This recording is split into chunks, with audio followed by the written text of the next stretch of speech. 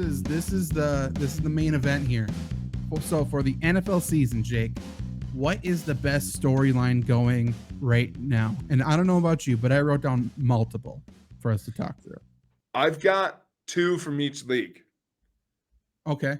I will start then. And this isn't a funny one. I think it's just an interesting one. I think the storyline of the legends, the greats struggling. So like Tom Brady, Aaron Rodgers start struggling, and you see the very clear shift in power now to like the next generation of quarterbacks, the Mahomes, Burrow, and Josh Allen. Like I think that's super interesting, and it's very obvious this year. That's a really good one. What I like about that one is I feel like it's maybe this was kind of what I was getting at earlier. I feel like I'm watching the end of a movie. Like I feel like it's all happening at once. Even though I know skill-wise he's not in this group, but like Russell Wilson's rapid decline, like in this same bunch, like Big Ben's gone. Like I feel like everything's happening at once. I think that's kind of poetic. I'm going to go off of that, Zach, because one of them I have a storyline on, which is when the hell is Tom Brady going to leave? I know. Based on we predicted at the beginning of the year, kind of the tail end of this, which is I do think there's money to be gained from the storyline of Tom Brady missed his exit side. For sure. He had his out. Adam Schefter helped him. He pointed him to the right direction. And he said, no, let me get back on this road and continue down the wrong path. And what I find, and like we pitched and maybe we still end up there somehow, Brady Belichick one last time for all the marbles. But what I kind of liked about the fallout of that is he had a chance to leave after a Super Bowl 7 times. He didn't take it, any of them. And now I don't know if he'll retire without another ring. Jake. So the Buccaneers are bad. Yeah. Right? New England benched their starting quarterback. What if the Patriots trade Mac Jones and a draft pick to the Buccaneers for Tom Brady? And then bench him behind Zappy. Yeah, just a power play. Zappy's the starter, Tom. He knows the playbook. I genuinely think they like Zappy, but it's a good story. That would be... I just think just because of this last game, like you take your starter out, you put Zappy in, and then you trade someone in to put Zappy back on the bench, feels weird. But you can do that with Tom Brady, and it's not weird, though. That's true. Mom's favorite kid came home from college. It's fair. Yeah. I mean, it's very good. And then retire. It's his one out with that's not a ring. I kind of like that. But like, I don't know. He's the dude who never aged, suddenly aging all at once. I can't look away. What's your next one? This one is the NFL plans for the season backfired, Jake. Ooh. They put the Denver Broncos in prime time. For sure 4 out of the first 6 weeks, and I think like 6 out of the first 8 or something, but for sure 4 out of the first 6 weeks. And they did that by design. People are saying 1 because they thought the Broncos were going to be good, and that's true. They wanted to make the Broncos America's team the next thing. That's why you keep putting them in the spotlight. But also, they saw the decline of these other quarterbacks, and one quarterback who is he'll never make a mistake in the media. He's polished. He gets his new fresh start. He's going to be really good.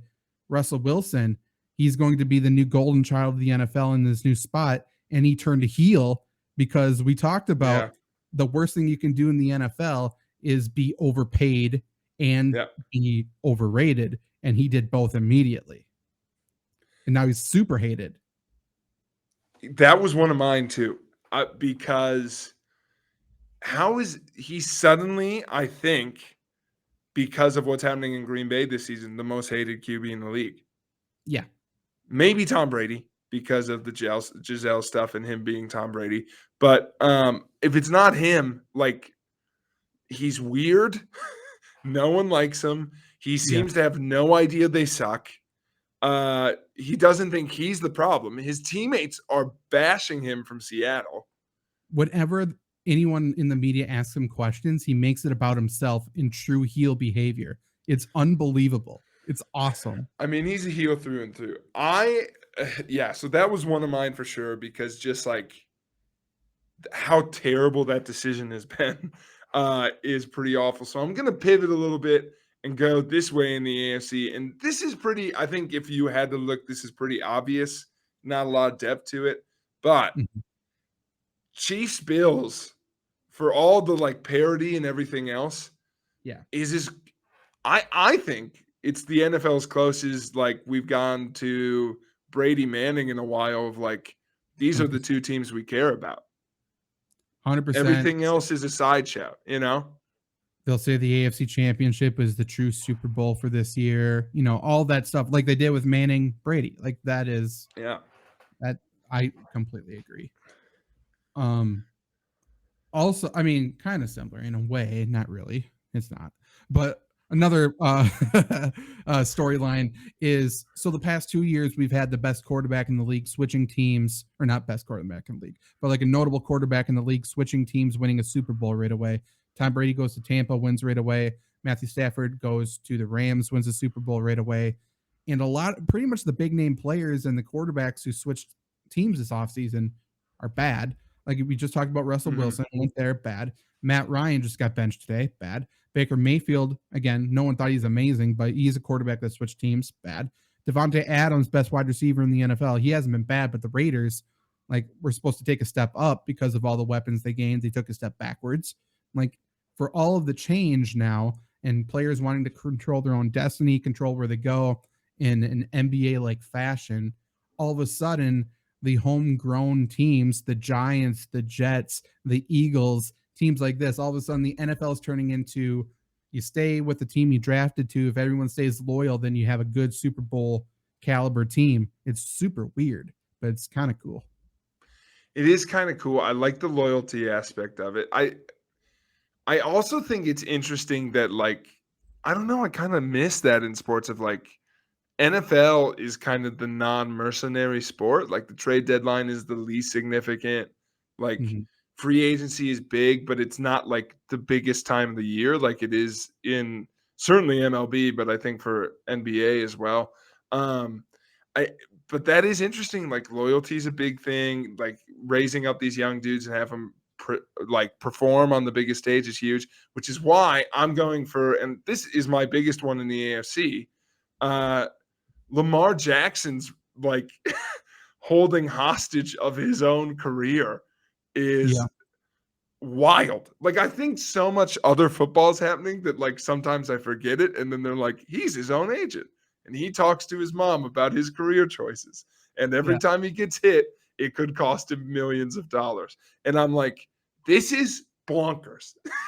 Him being out there, being maybe the best player in the league, like his own manager, being an unrestricted free agent right now, just holding a gun to the league and saying, I'm going to play my way into the biggest contract in history is incredible. And I think had the reason it's my number one storyline, I think it's made him and the Ravens like my clear, you're my face. Like if it comes down, I'm picking one team that I want to see run through the Bengals, the Bills, the Chiefs to make it to the promised land. The Ravens are awesome because it's truly like the one man show versus like these juggernauts.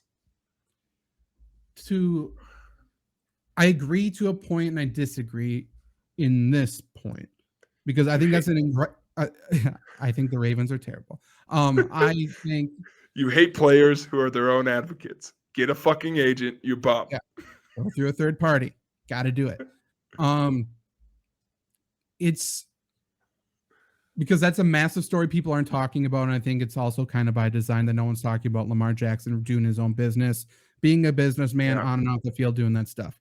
I think, and again, Ravens were my preseason Super Bowl pick.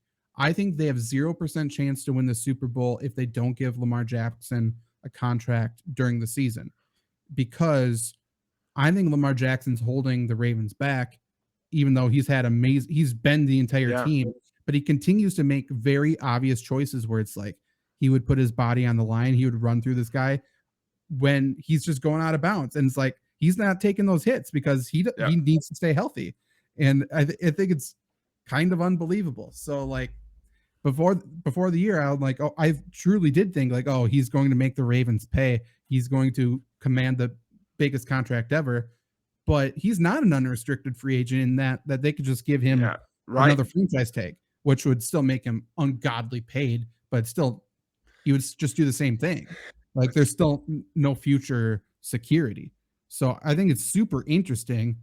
And I think like truly, if they have a shot to go like final play of the game, this is for the division, or to go to the AFC Championship, fucking call a timeout, make the call up to the front office and say, if you don't give me the contract now, I'm taking a knee. That's how I feel like Lamar Jackson's sort of playing it right now. That's right. Zach, I think I got time for one more each. How you feeling about it? You got one in the chamber you really want to throw out there? I got my feel-good story and kind of an interesting story. Yeah, I'll go with it right now. We talked about Denver Broncos and Russell Wilson being terrible. I think it's an insane story that the Seahawks are somehow really good and Geno Smith is back after getting punched in the face by his own teammate, breaking his jaw, after people saying the Seahawks have no good players. They have the best offense in the league somehow for a while. Mm-hmm. Their defense is the worst. Now their defense is stopping people, and they have one of the best young corners in the league who keeps getting interceptions. They are a really good team. They're playing like the best team and the most consistent team in that division. And if somehow Pete Carroll can bring the Seahawks to the playoffs, like he deserves Coach of the Year, in my opinion, even over a Brian Daboll. I think like it's super, super interesting what's going on in Seattle right now. And obviously, I think this also ties in the whole headline and the stories from how terrible the Russell Wilson era was, like that ESPN story talking about all that shit. Like everything happening in Seattle this season and the things coming out, the things currently happening is super interesting to me. That is really good. I think that's very interesting. I would love that. Also, I made fun of DK Metcalf turning face. Pete Carroll turning face. Yeah, big way. That's unbelievable. Like, that's how much of a heel Russell Wilson is right now, by the way. He turned the guy who cheated a school out of billions of dollars into a face. Look him up. Mm-hmm. True. Okay, ready for my feel-good story, Zach. I picked one that I think is going to make you react a little, so I'm ready. Okay, I'm ready. Because I think the NFL, Zach, has pulled a fast one of us. I didn't think of it at the start of the season. I didn't think it was the marquee matchup, but I'm an idiot. And here's why. Because, like you said, the Super Bowl this year is the AFC Championship game. It's got to be Bills-Chiefs. It's going to be electric. But then nothing can live up to that. So it's like, oh, did the NFL screw it up? Like, what could possibly happen after the Chiefs obviously beat the Bills? There's no one on the NFC side that can, wait a minute. The best team in the NFC happens to have their own Kelce brother manning it. The same year they started their own podcast. It's now been the best podcast in the world. It's the biggest sports one. Everyone's talking about. No one knew they liked the Kelce so much until this year. Now it's all we can talk about. We're going to get a Super Bowl in Arizona. All the snowbirds are going to fly in for Eagles-Chiefs. We're going to have Kelce Bowl. The promos are going to be electric. We're going to get a big brother hug. It's going to be heel face because the Eagles are obviously like baby faces personified versus the mighty Kansas City Chiefs. Andy Reid. Goes back home. Dude, we've lined it up. We've lined it up perfectly. Andy Reid gets to stick the knife in the heart of Philadelphia as Travis Kelce tries to kill his own brother. That's how I would add that, by the way. Yeah, of course. That's the only way. Yeah, Cain and Abel. Yeah. Yeah, absolutely. This is a Golden State Warriors situation, Jake. It's coming, right? Yeah. Yes, it's absolutely coming. And by the way, I'm not upset by it. Even Kelce Brothers, like aside, obviously I love the Kelce Brothers. I'm down for that matchup. I think that's super fun. It's super good. It's like two of the best team like fan bases going. I also think just on a surface fan level, Mahomes hurts. tomahawk chop at the Super Bowl, Jake. Versus Fly Eagles Fly. We got Angels in the outfield versus the tomahawk chop. It's the only time the Eagles fan base can be faces. True. Very true. They'll do something to screw it up, but true. For that the tomahawk chop being rebutted by the most racist chants you've ever heard in your, whole life. I don't think that's good. Yeah, I can't keep this beat with all this anti-Semitism coming back towards me. Yeah. That is what we're building to, isn't it? And it's incredible we haven't gotten it. Like, that's been the thing I've kind of taken away. Even if you listen to their podcast, like, it's kind of like, huh, you two have never met in the Super Bowl, have you? Because the Eagles kind of were a flash in the pan, and the Chiefs just got there as soon as the Eagles were done. Right. Man, I just looked really quick at the Eagles schedule just to see if they played them. And by the way, what a patty cake schedule for the Eagles the rest of the way. Yeah, absolutely. Yeah. Oh my goodness. Like, really quick. Steelers, Texans, Commanders, Colts, Packers, Titans, Giants, Bears, Cowboys, Saints, Giants. And the Giants are going to be out of it they probably won't have Saquon Barkley for either game. So, oofda. I know. But Zach, that is our theories. Oh, what if they're undefeated going for the perfect season and Andy Reid is the one who stops them from it? I'm not going to lie. I didn't even think. I was so stuck on the Kelces. I didn't even think of the Andy Reid thing. And that's the best part of this. That's so good. I think that's electric. I think also the Chiefs will have just come off of beating the Bills again. So they will be like dream crushers, like through and through. I'm not going to lie. I said the Chiefs win. If that happens, Andy's got to lose, right? He's got to do what he always did. He can't, he goes down on the sword. One time, the city always wanted to love him. Why won't you love me, Philadelphia? Stop throwing those batteries at me. They've really hurt. You're right. You're right.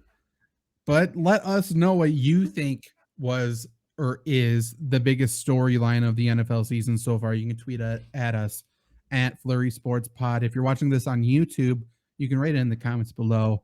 Let us know.